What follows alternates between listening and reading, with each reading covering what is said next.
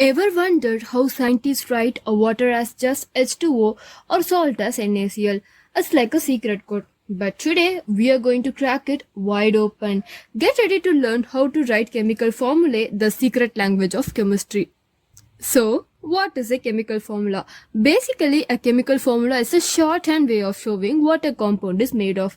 Think of it like a recipe, just using chemical symbols and numbers instead of ingredients.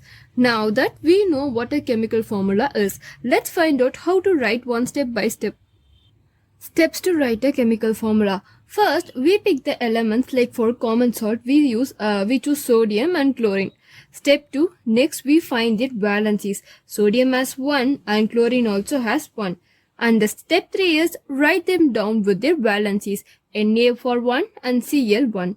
Now crisscross the valencies. That means the valency of one becomes the subscript of the other. So we get Na1, that is Na subscript of 1 and Cl subscript of 1. Step 5 is, if needed, simplify the subscripts. Here both are 1, so it's already simple and we get NaCl. Now, let's solidify this with a few real-life examples you already know.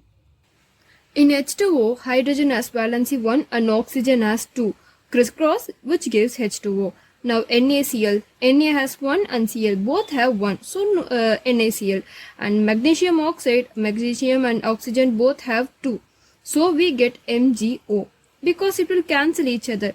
2 by 2 cancel 2 means 1 by 1 mean only, it doesn't matter. And for the aluminum chloride, aluminum has 3 and chloride has 1, so we crisscross to get AlCl3.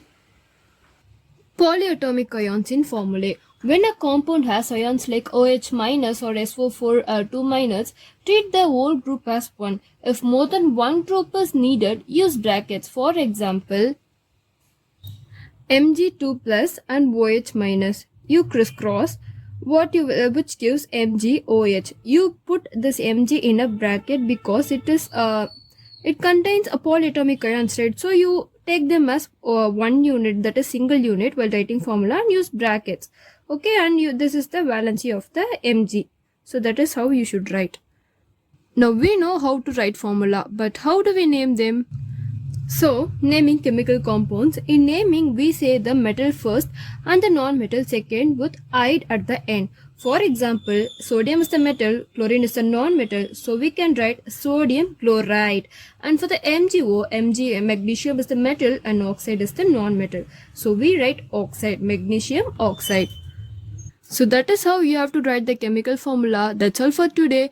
Let's meet in the another session. Until then, stay curious and keep asking why. Thank you.